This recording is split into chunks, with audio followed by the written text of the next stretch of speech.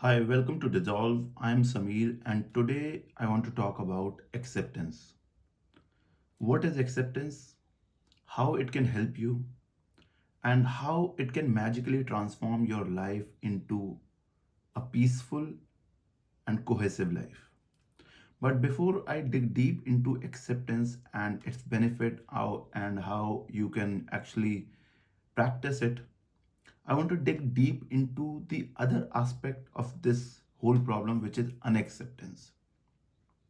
Why we are so resistant about our emotions, about our feelings, why we don't accept ourselves as we are, and why we always have this self conflict, this chaos in our head, which is always demanding something which doesn't exist in your current life, which doesn't exist in your current self.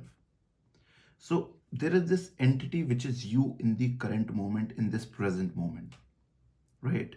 And this current entity has this body, has this face, has this personality, and this current entity, this body, this personality exists in an ecosystem. It has its own life, which means it works somewhere. It might be studying, it might be doing some kind of sports, it might be having some kind of hobbies. This personality might have fears, might have strengths, might have weaknesses. So it has everything, right? But this personality, which is you in the current moment, doesn't get satisfied with this current setup. It has this different voices in the head, and all these different voices want different things. So there is this current self, and then there are hundreds of different selves in your head, and different self has different demand, and all these selves are in conflict with each other because hardly it happens that two cells or three cells want one thing.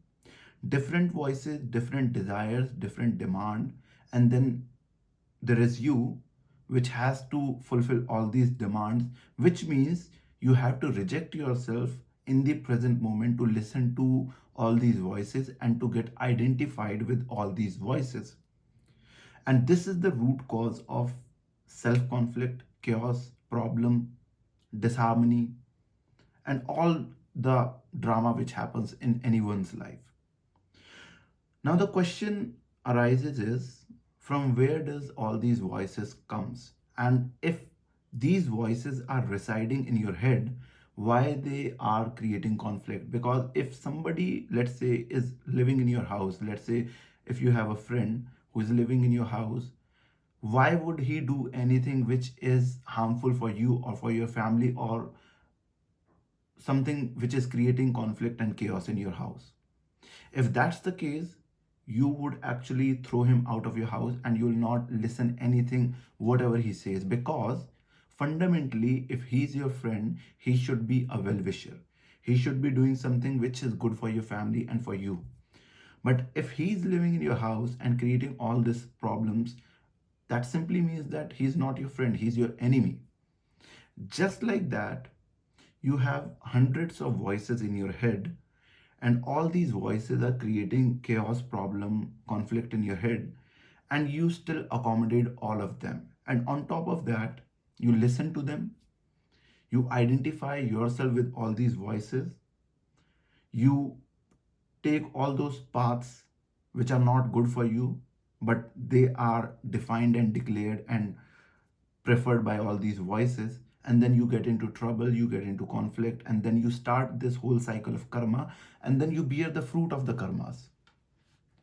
So these voices are coming from society, from culture, from education system, from media, from influencers, any source which can feed data in your mind body complex is creating a voice in your head. And this voice claims that this voice is you. So let's say you watched a video on YouTube, and this video influenced you emotionally. You got the feelings, and then you associated these feelings with your past stories, with your past episodes or trauma, whatever it is. And then you identify yourself with the feeling and the emotion and the past story. And then your brain creates this narrative that this identity which has just been created is you.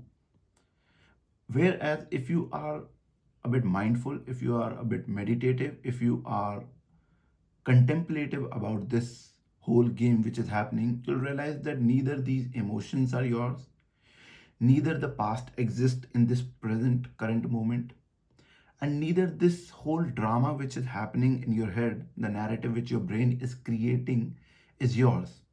Everything is happening automatically because mind is very good at creating stories, at creating narratives, so that you are always busy in all these paradigms and you never recognize that you are not your mind, you're not your identity which you are carrying in your head. You are the awareness which is witnessing everything. Because the moment you realize that you are this awareness which is witnessing all these 100 identities which are creating conflict in your head, you actually reject the mind or the ego. And the mind and the ego never wants that. They want all your attention, all your energy, all your focus, so that they can play their own games in your head on your mental screen. So data comes from outside in your head. The brain creates a story. The mind identifies itself with the story and the emotion and creates this whole narrative, including your past, because the ego uses your past and your memories to create this identity. And when these identities are created in your head, you, because you are not aware of your own existence, identify yourself with these sub identities and then you follow their path. So, one identity is saying that you want to become a DJ because DJ appears to be cool to the ego, to the body, because it has so much of dopamine rush, so much of excitement, and you have never investigated whether it is aligned with your value, with your existence, with your innate interest, with your innate talent or not. Somebody sold a dream to you. Your brain created this narrative, your mind created this narrative, and you subconsciously got identified with this narrative, and now you want to become a DJ. And once you choose this path, after a certain point in time, you realize that this DJ appeared to be very fancy and nice and very happening, but this is not resonating with my body. I'm not liking the lifestyle because it is not letting me sleep properly. It is not letting me have a peaceful life. I'm always on the go. I'm always traveling. So you never investigated, you never realized your own existence, which is the awareness, which is the witness. You got identified with one story, and then you spent time, energy, a big chunk of your life just to realize that that was not you. Same, it could be like social media or internet is creating these ideas in your head that you should be looking in a certain way, you should have certain type of appearance, and then subconsciously this is creating this unacceptance with your current look, the way you appear. And then at the back of your mind is creating this story that, yeah, I should look this way, this person looks cool, this personality looks cool, why I don't look this way? So there is this self conflict, and now you have this desire, now you want to look a certain way, and if you don't look this way, you have problem, you have this chaos in your head, and this creates anxiety, this creates insecurity, this creates fear, and then your whole energy, your focus, your whole attention is consumed in this cycle of repetition which is going in your head, that why you don't look this way. And you will take all the actions to look a certain way, and then you'll bear all the brunt of it. And then you'll realize that you have spent so much of time and energy and effort and focus to look a certain way, and you are rejecting your true appearance which you really are. And had you just accepted yourself the way you are, you would not have gone through all this chaos, all this suffering. So because we don't have any check, any barrier for the data which is getting inside our head. And because we are not mindful about the input, we are not meditative, we are not contemplative about it, the brain creates narrative in the background and creates all these sub identities, and all these identities demand different things. All these identities have different desires, and all these desires pull you in different directions, because of which all your focus and your energy is consumed in this different narratives. Now let's come back to the acceptance. What happens when you accept yourself the way you are? So when you accept yourself in your core the way you are, what you're happening is you're pulling your consciousness from all these narratives which are not yours, which were sold to you. You pull all your energy, you pull all your focus and your attention, and you bring it to the center in this present moment.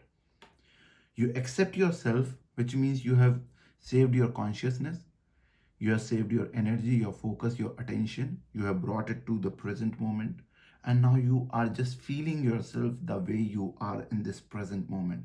Be it your achievements, be it your talent, be it your weaknesses, be it your mindset, be it the state which you are at in this present moment, whatever it is, you're bringing all this energy into this present moment, and you're accepting yourself what you are, not the fancy ideas in your head that you want to become this, you want to have this, you want to be somewhere, which are all the ideas in your head, not serving any purpose, not bringing any peace to you, but just creating conflict.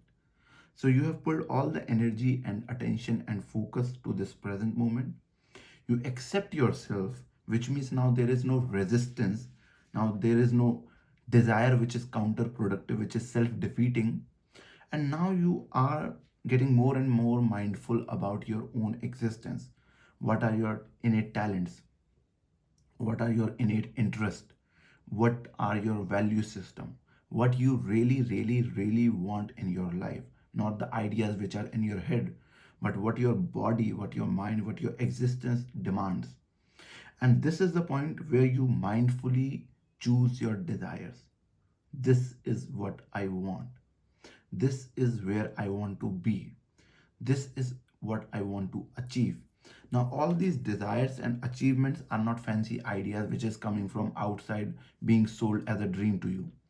Now, all these desires are mindfully cultivated after you have accepted yourself fully, which means all these desires have truth, has substance, are aligned with your mind, body, and your existence.